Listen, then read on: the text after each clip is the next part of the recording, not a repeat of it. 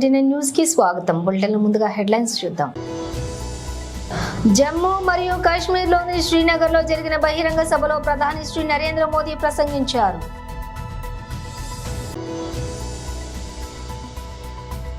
ప్రజాభవన్ ముందు మళ్లీ భారీ కంచెల ఏర్పాటు.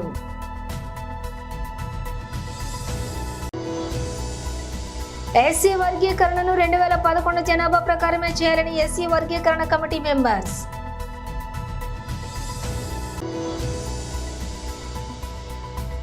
విదేశీ రాజకీయాల్లో బీజేపీ బీఆర్ఎస్ ఒకటే, మంత్రి సీతక్క. ఇక డీటెయిల్స్ చూస్తే, జమ్మూ మరియు కాశ్మీర్లోని శ్రీనగర్లో జరిగినటువంటి బహిరంగ సభలో ప్రధాని శ్రీ నరేంద్ర మోదీ ప్రసంగించారు. जम्मू कश्मीर में हम सिर्फ और सिर्फ विकास को, तेज तरक्की पर फोकस करते हुए काम कर रहे हैं. आज यहां बच्चों के लिए प्लेग्राउंड बने हैं. ये नया हब्बा कदल पुल, नए रंग रूप में सामने आए जीरो ब्रिज और अब्दुल्ला ब्रिज, गांदरबल में वाइल्ड ब्रिज, डल लेक और झेलम के इर्द गिर्द की सुंदरता, श्रीनगर की सड़कों पर दौड़ती इलेक्ट्रिक बसें, चकाचक पोलो व्यू मार्केट, आज चारों तरफ जो ये नयापन आ रहा है, जो खूबसूरती बढ़ रही है, ये सारे काम पहले भी हो सकते थे. लेकिन आज जो ईंट, जो पत्थर आपके रोड, आपके घर, आपकी इमारत में बनाने में लग रहे हैं, उनसे पहले कुछ लोगों ने आलीशान महल बनते थे. साथियों, नेशनल कॉन्फ्रेंस, पीडीपी और कांग्रेस के पास बताने के लिए काम नहीं, सिर्फ और सिर्फ नाकामियां है, नाकामियां. इन लोगों ने कश्मीर को सिवाय बर्बादी के और कुछ नहीं दिया. जबकि बीजेपी गरीब, किसान, नौजवान और महिलाएं सबके लिए बहुत बड़े इरादों के साथ इलेक्शन में उतरे हैं. यहां बीजेपी सरकार बनेगी तो किसानों के खाते में 6,000 से बढ़ाकर 10,000 रुपये हर साल जमा होंगे. यहां बनने वाली बीजेपी सरकार हर परिवार की सबसे बुजुर्ग महिला के खाते में हर साल 18,000 रुपये जमा करेगी. आज जम्मू कश्मीर के हर परिवार के पास 5 लाख तक मुफ्त इलाज की सुविधा है. यहां बीजेपी सरकार बनी तो 7 लाख रुपये तक मुफ्त इलाज मिलेगा. बीते सालों में यहां गरीबों को हजारों घर मिले हैं. अब दिल्ली की केंद्र सरकार यहां 24 घंटे बिजली, और वो भी मुफ्त बिजली देने के लिए काम कर रही है.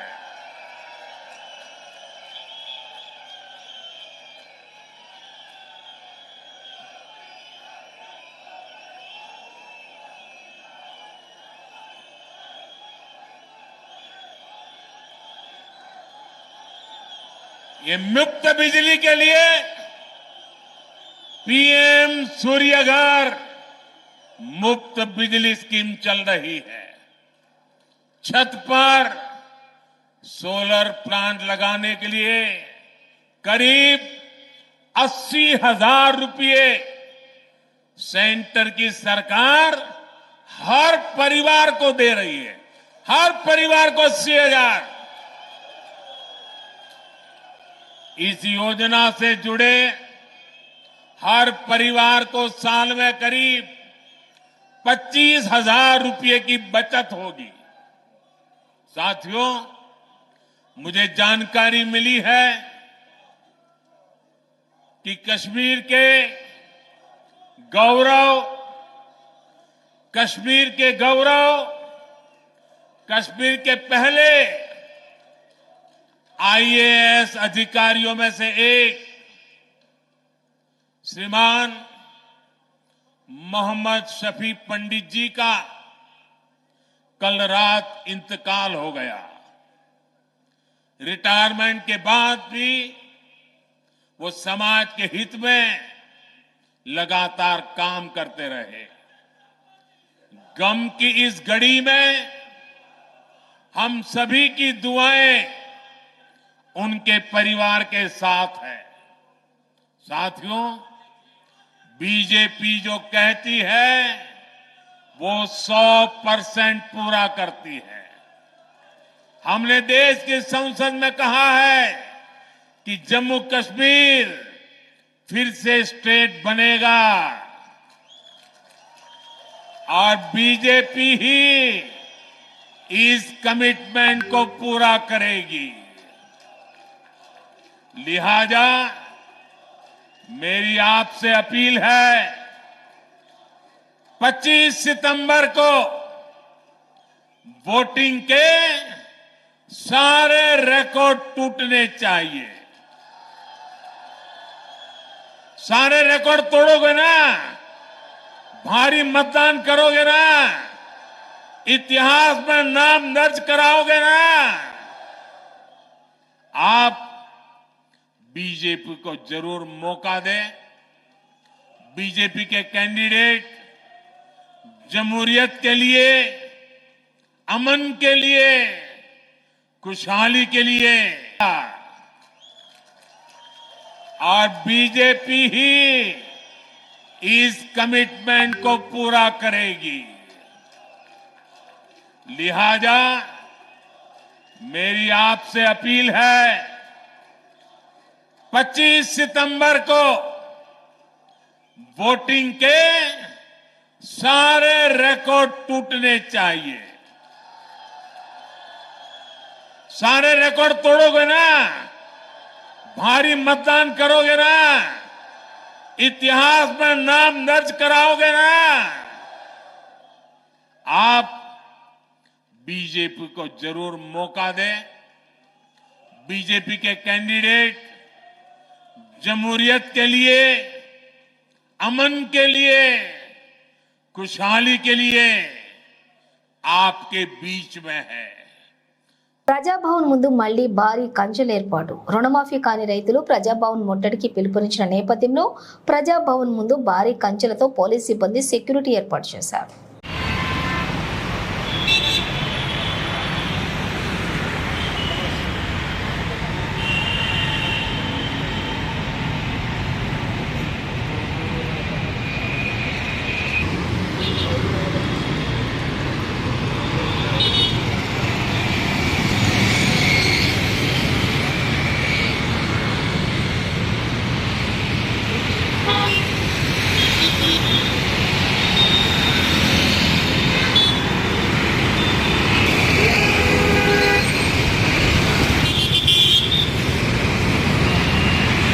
ఎస్సీ వర్గీకరణను 2011 జనాభా ప్రకారమే చేయాలని ఎస్సీ వర్గీకరణ కమిటీ మెంబర్స్ మంత్రులు సీతక్క, పొన్నం ప్రభాకర్ కు వినతి పత్రం ఇస్తున్న మాజీ మంత్రి చంద్రశేఖర్, సతీష్ మాదిగ, మేరీ మాదిగ వరప్రసాద్.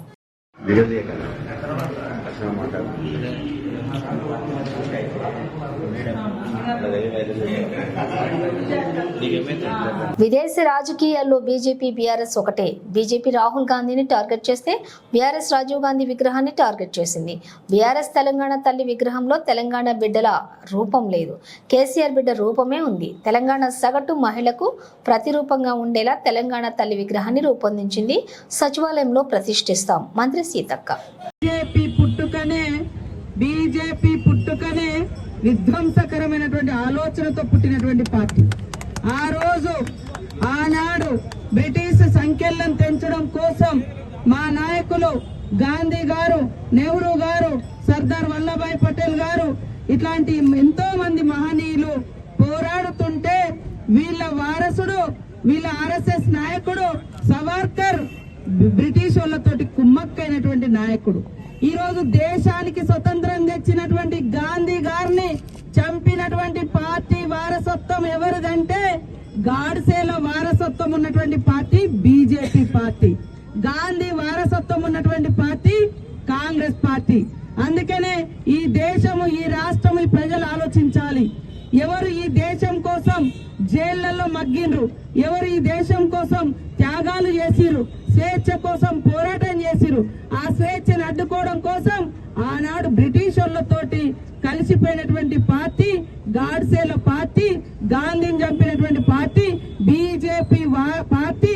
వాళ్ళ నాయకులు ఇవాళ తన్వీర్ సింగ్ ఎమ్మెల్యే, మాజీ ఎమ్మెల్యే, అదే విధంగా సంజయ్ సింగ్ గైక్వాడ్. అత్యంత దురదృష్టకరంగా రాహుల్ గాంధీ గారు పేదల కోసం పోరాడుతున్న నాయకుడు.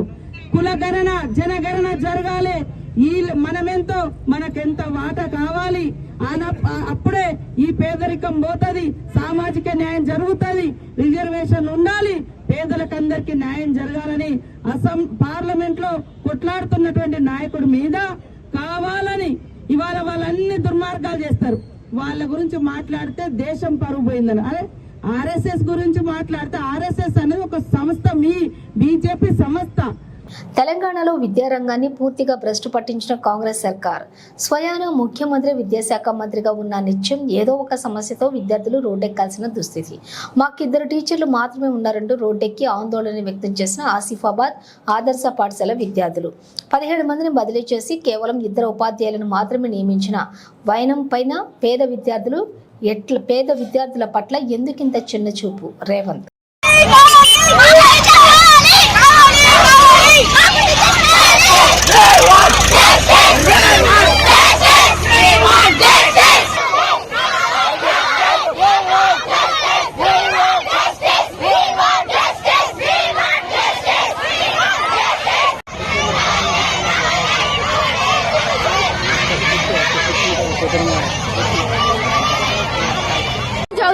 మా కాలేజ్ నుంచి 70 మెంబర్స్ టీచర్స్ వెళ్ళారు, కానీ వచ్చింది 2 మెంబర్స్. మా భవిష్యత్తుకి బాధ్యులు ఎవరు?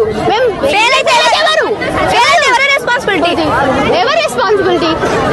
మా భవిష్యత్తుకి అసలు ఏము వచ్చింది మాత్రం 2 టీచర్సే. మాకు క్లాసెస్ కూడా జరుగుతలేవు. ఇప్పటికీ మేము 3 days వెయిట్ చేసినాం. మేము ఫెయిల్ అయితే ఎట్లా? ఎవరు బాధ్యులు? ప్రత్యక్ష ప్రసారం ఎమ్మెల్యే పల్లా రాజేశ్వర్ రెడ్డి తెలంగాణ భవన్ లో విలేకరుల సమావేశం. 9 నెలల నుంచి పాలిస్తున్న కాంగ్రెస్ నాయకులు, ముఖ్యమంత్రి, ఆర్థిక మంత్రి, మిగతా వాళ్ళందరూ కూడా రోజు ఏడుపు కొట్టు మాటలే, ఏడుస్తూనే ఉంటారు. కేసీఆర్ గారి దగ్గర ఏదో అభివృద్ధి జరగలే, మేము మాత్రమే అభివృద్ధి చేస్తాం, రోజు అప్పుల్లో ఉన్నది, దివాలా తీసింది అనే చెప్పే ఏడుపు కొట్టు మాటలతో ఈ యొక్క తెలంగాణ రాష్ట్రాన్ని ఎక్కడికో తీసుకుపోదామని చెప్పేసి బ్రహ్మాండంగా నెంబర్ 1గా ఉన్న దాన్ని పాతాళానికి తీసుకుపోయే విధంగా వీళ్ళ యొక్క మాటలు, చేతలు. 10 నెలలైనా కూడా ఒక్క ఆలోచన విధానం కూడా ముందుకు రాలే,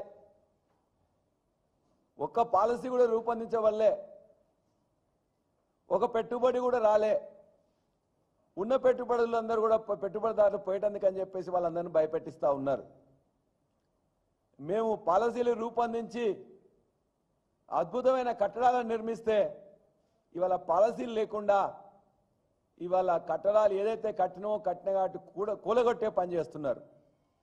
మేము కడితే వాళ్ళు కూలగొట్టడం, మేము నిర్మిస్తే వాటిని విధ్వంసం చేయడం, ఇదే పాలసీగా పెట్టుకున్నారు. ఇవాళ వాళ్ళు మాట్లాడుతున్నారు. అన్ని వివరాలు కూడా ఇవాళ 2 ముఖ్యమంత్రులు మాట్లాడిందే మీ దగ్గరికి ఇలా తీసుకొస్తాం. ఇవాళ ఈ రాష్ట్రంలో ఉండే హైదరాబాద్ కానీ, రంగారెడ్డి కానీ, లేక గ్రామసీమల్లో ఉండే భూముల ధరలు ఏ విధంగా పెరిగినాయి 10 సంవత్సరాల్లో అంటే 2 ముఖ్యమంత్రులు కూడా మాట్లాడుతూ వాళ్ళు ఏమన్నారో ఒక్కసారి మనం చూద్దాం.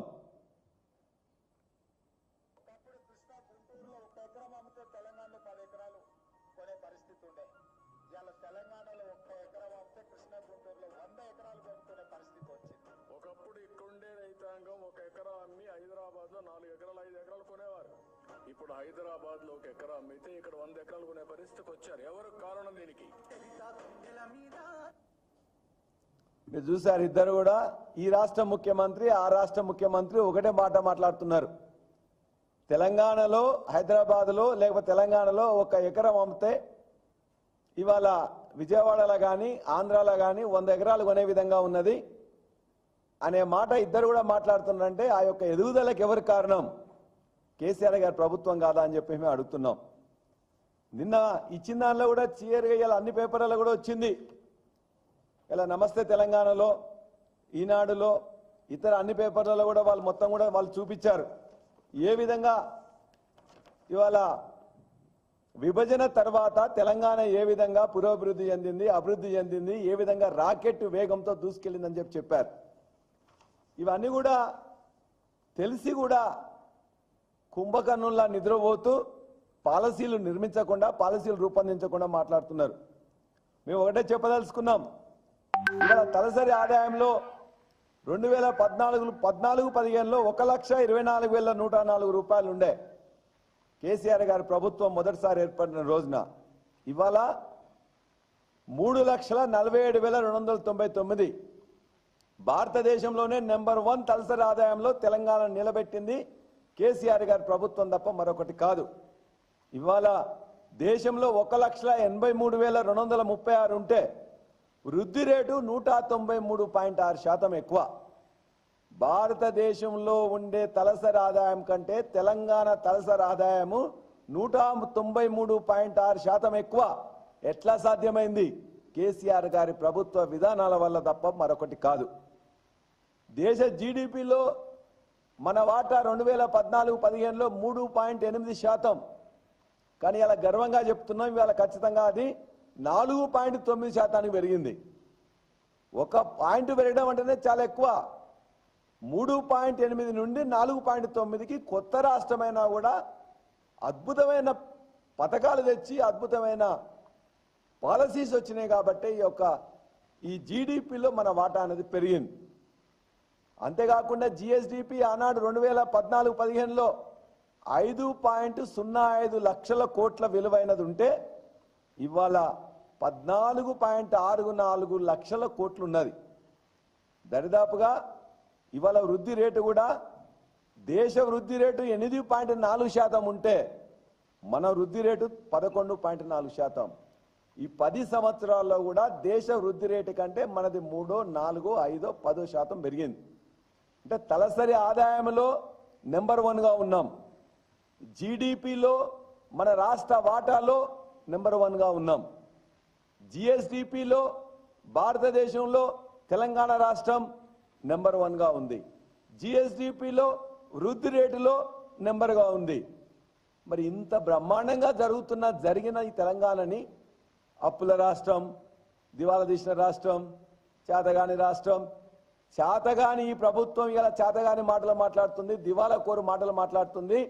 ఇది ఇప్పటికైనా తెలుసుకొని ఇప్పటికైనా తెలంగాణ రాష్ట్రం ఎక్కడుందో చెప్తే ఆ తెలంగాణ రాష్ట్రానికి ఇంత ఖచ్చితంగా బయట ఏమైనా కావాలంటే కూడా అప్పులు పుడతాయి.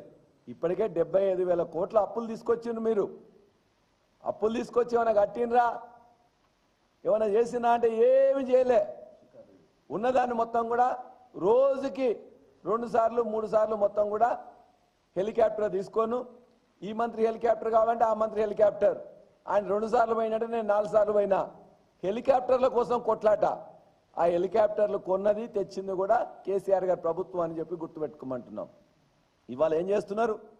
ఖచ్చితంగా మేము చెప్తున్నాం, ఐటీ రంగంలో 3 లక్షల ఉద్యోగాలు ఉంటే ఇలా 10 లక్షల ఉద్యోగాలు అయినాయి. ఐటీ యొక్క ఏదైతే దాని మీద వచ్చే ఆనాడు 58,000 కోట్ల ఉత్పత్తుల విలువైనట్లయితే ఈ రోజున 2,50,000 కోట్ల విలువైంది.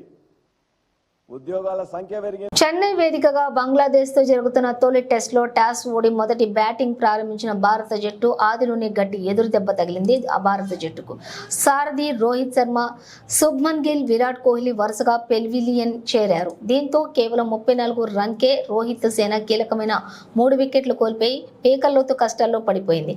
ఇలాంటి పరిస్థితిలో ఓపెనర్ యశస్వి జైస్వాల్, రిషబ్ పంత్ ఇన్నింగ్స్ ను చక్కదిద్దే ప్రయత్నం చేశారు. అయితే యశస్వి క్రీజ్ లో పాతుకుపోయినప్పటికీ ఉన్నప్పటికీ పంత్ 39 మాత్రం పెవిలియన్ చేరాడు. ఈ క్రమంలోనే పంత్ క్రీజులో ఉన్నప్పుడు అతడి కాన్సంట్రేషన్ అంతా దెబ్బతీయాలనే ఉద్దేశంతో బంగ్లా వికెట్ కీపర్ లిట్టన్ దాస్ గొడవకు దిగాడు. అసలేం జరిగిందంటే బంగ్లాదేశ్ బౌలర్ టెస్కిన్ అహ్మద్ వేసిన ఇన్నింగ్స్ 16వ ఓవర్లో ఈ వివాదం చోటు చేసుకుంది. ఫీల్డర్ త్రో విసిరిన బంతి పంత్ పాడ్కు తగిలి మిడ్ వికెట్ వైపు వెళ్ళింది. దీంతో పంత్ ఎక్స్ట్రా పరుగు కోసం ప్రయత్నించాడు.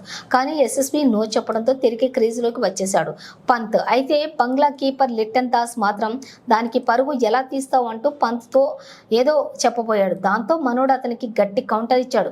మరి బాల్ వికెట్లకు తగిలేలా విసిరాలి కదా, నన్నెందుకు కొడుతున్నారు అంటూ పంత్ రివర్స్ కౌంట్ వేశాడు.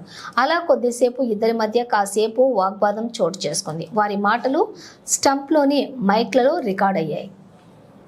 BRS Peddi Sudarshan Reddy house arrest. నర్సంపేటలో నేడు పలు అభివృద్ధి కార్యక్రమాల్లో పాల్గొనున్న మంత్రులు పొంగులేటి శ్రీనివాసరెడ్డి, దామోదర రాజనరసింహ మంత్రులను అడ్డుకుంటారనే నెపంతో మాజీ ఎమ్మెల్యే పెద్ది సుదర్శన్ రెడ్డిని హౌస్ అరెస్ట్ చేసిన పోలీసులు.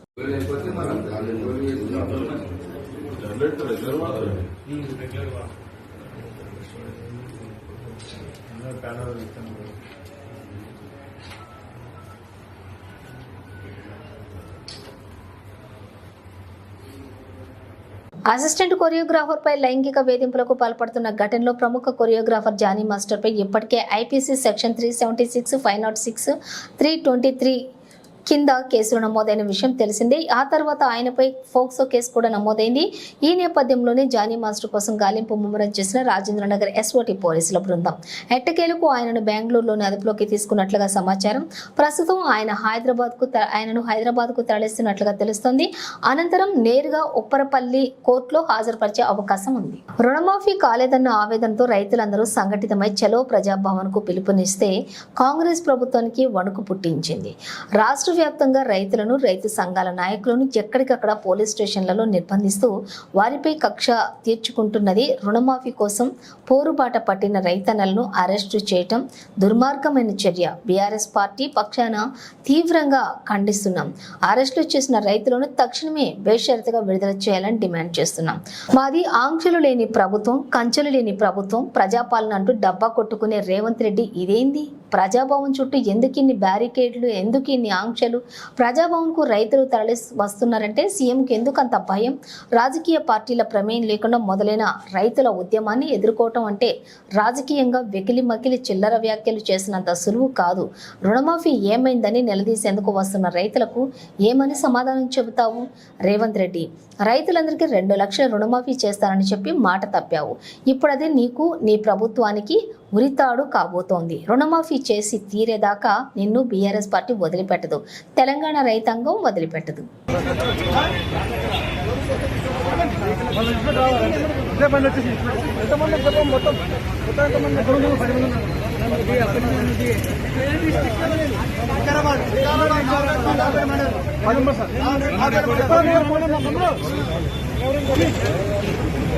బులెటిన్ ముగించే ముందు హెడ్లైన్స్ మరోసారి. జమ్మూ మరియు కాశ్మీర్లోని శ్రీనగర్లో జరిగిన బహిరంగ సభలో ప్రధాని శ్రీ నరేంద్ర మోదీ ప్రసంగించారు.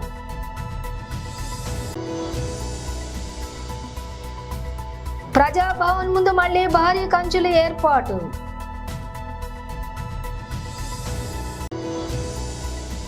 ఎస్సీ వర్గీకరణను 2011 జనాభా ప్రకారమే చేయాలని ఎస్సీ వర్గీకరణ కమిటీ మెంబర్స్.